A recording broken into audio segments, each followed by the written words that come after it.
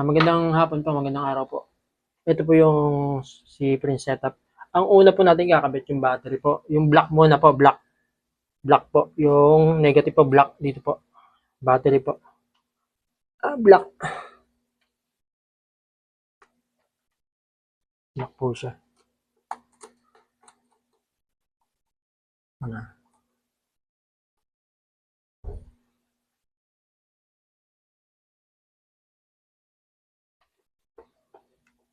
Tapos po, sunod po yung red. Hindi po, red po, red.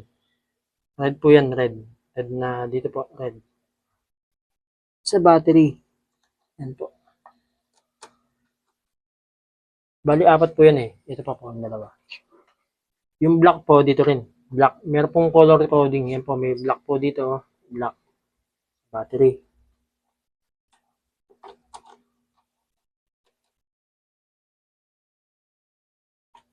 Tapos ito po red. Red. Red po yan.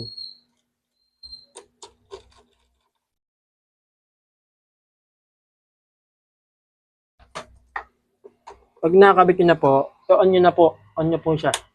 Yan, gagana na po siya. Gagana na.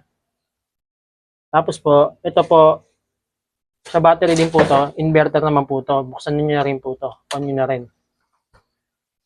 Ito po, ang LBD, pag nag-25 po, magbubukas po yan, plus 1 minute po. Mag-iilaw po yung ilaw na maliit doon. Antay lang po kayo ng 1 minute. Pag okay na po yan, panel naman po, ganun din po. Black, red, black, red. Yan po. Pag naikabit nyo na po yan, on nyo na po. Ayan. Nag-harvest po. Isang panel pa lang po yan. Ito pong pangalawang panel, yan, nag-harvest na po. Antayin nyo lang po yan. Ito po, on nyo na rin po to. Antayin nyo lang po mag-umilaw dito. Yun po yun. Yung ilaw na yun, maliit. 1 minute po iilaw po yan. Aantayin nyo lang pong umilaw yan. Yan po, umilaw na po siya. Gumana na po. Yan, gumagana na po siya. Ganyan po siya. Ganyan lang po ang pagkakabit. Basta po laging una ang battery. Pagkakatapos ng battery, panel, buksan nyo na po lahat. Okay na po yan. Pagpapatay naman po, panel to battery. Pagbubuksan po, at lilipat nyo po siya. Pag ililipat nyo po siya ng pwesto, papatay nyo muna po doon sa panel. Saka nyo ipapatay yung battery, saka nyo po ililipat.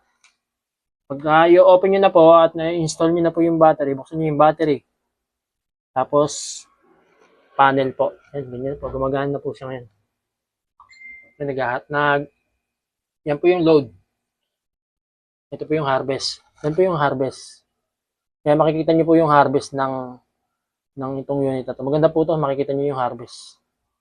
Dito naman po yung mga load, yung mga TV, electric fan, dyan po, dyan nyo po makikita. Okay po, salamat po.